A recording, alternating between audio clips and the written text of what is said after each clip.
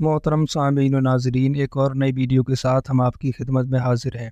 और आज की इस वीडियो में हम बात करेंगे, क्या दूल्हे के लिए सेहरा बांधना जायज़ है, और क्या फूलों का हार और पैसों का हार डालना कैसा है। तो चलिए इस वीडियो में समझ लेते हैं, जान लेते हैं।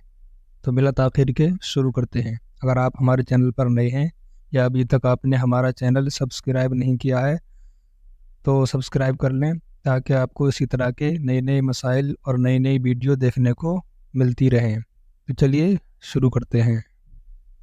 देखिए, आला हज़रत अलैहिर्रहमा से सवाल किया गया कि फूलों का सेहरा जिसमें नलकियाँ और पन्नी वगैरह ना हो जायज़ है या नहीं। तो आप इसका जवाब इरशाद फरमाते हैं, फूलों का सेहरा जैसा सवाल में मज़कूर रसूम दुनियावी से एक रस्म है जिसकी ममानात शरअ मुतार से साबित नहीं, ना शरअ में इसके करने का हुक्म आया है, तो मसल और तमाम आदात व रसूम मुबाह के मुबाह रहेगा। शरअ शरीफ का क़ायदा कुल्लिया ये है कि जिस चीज़ को खुदा और रसूल अच्छा बताएं वो अच्छी है, और जिसे बुरा फरमाएं वो बुरी है, और जिससे सुकूत फरमाएं यानी खामोशी इख्तियार फरमाएं, यानी शरअ से न उसकी खूबी निकले न बुराई, वो इबाहत असलिया पर रहती है कि उसके फ़ेलो तर्क में सवाब न इक़ाब, यानी उसके करने में ना सवाब और ना करने में कोई इक़ाब अज़ाब। ये कायदा हमेशा याद रखने का है कि अक्सर जगह काम आएगा। आजकल मुखालिफीन अहले सुन्नत ने ये रबिश इख्तियार कर ली है, जिस चीज़ को चाहा शिरक, हराम, बिदात, दलालत कहना शुरू कर दिया, अगरचे वो फ़ेले सहाबा इकराम या ताबीन इज़ाम या अइम्मा आलम से साबित हो, अगरचे वो फ़ेल इस नेक बात के उमूम इतलाक़ में दाखिल हो जिसकी खूबियाँ सरी कुरान मजीद व हदीस शरीफ में मज़कूर हैं। फिर सेहरे वगैरह रस्मी बातों की तो क्या हकीकत है। और इस पर तुर्रा ये होता है कि अहले सुन्नत से पूछते हैं, तुम जो इन चीज़ों को जायज़ बताते हो, कुरान व हदीस में कहाँ जायज़ लिखा है। हालांकि उनको अपनी खुशफहमी से इतनी ख़बर नहीं कि जायज़ कहने वाला दलील ख़ास का मोहताज नहीं, जो नाजायज़ कहे वो कुरान व हदीस में दिखाए कि इन अफ़ाल को कहाँ नाजायज़ कहा है। क्या अहले सुन्नत पर लाजिम है कि वो जिस चीज़ को जायज़ व मुबाह बताएं उसकी ख़ास सूरत का हुक्म सही कुरान मजीद और अहादीस शरीफ में दिखाएं, और तुम पर कुछ ज़रूर नहीं कि जिस चीज़ को हराम, बिदात, गुमराही कहो, ख़ास उसकी निस्बत इन हुक्मों की तसरीह किताब व सुन्नत में दिखा दो। इन उमूर की क़दर तफसील मसले क़याम में फ़कीर ने ज़िक्र की और तहक़ीक़ कामिल तसानीफ़ उलमाए अहले सुन्नत में है। जब ये क़ायदा शरिया मालूम हो लिया तो सेहरे का हुक्म खुद ही खुल गया। अब जो नाजायज़, हराम, बिदात, दलालत बताए वो खुद कुरान मजीद और हदीस शरीफ से साबित कर दिखाए, वरना जाने बरादर शरा तुम्हारी ज़बान का नाम नहीं कि जिसे चाहो बेदलील हराम व ममनू कह दो। और सफ़ाए मुखालिफिन जो इस किस्म के मसाइल में हदीस मन अहदसा फ़ी अमरिना वगैरह पेश करते हैं, महज बेमहल व अगवाई जहाल के इस कदर, तो तवाइफ़ इस्माइलिया को भी मुसल्लम के बिदअत दलालत वही है जो बात दीन में नहीं पैदा हो, और दुनियावी रसूम व आदात पर हुक्म बिदअत नहीं हो सकता। मसलन अंगूरखा पहनना, पुलाव खाना, या दूल्हा को जामा पहनाना, दुल्हन को पालकी में बिठाना। इसी तरह सहरा के उसे भी कोई दीनी बात समझकर नहीं करता, ना बगर्ज़ सबाब किया जाता है, बल्कि सब एक रस्म ही जानकर करते हैं।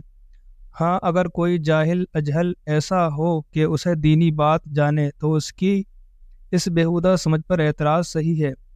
इसी तरह सहरे के बाब में हदीस मन तशब्बहा बिक़ौमिन फ़हुवा मिनहुम पेश करना और ये कहना कि हिंदू भी सेहरा बांधते हैं तो इनसे मुशाबहत निकलेगी, महज गलत कि हदीस में लफ्ज़ तशब्बुह मज़कूर है और उसके माना अपने आप को किसी के मुशाबे बनाना, तो हकीकतन या हुक्मन क़स्द मुशाबहत पाया जाना ज़रूरी है।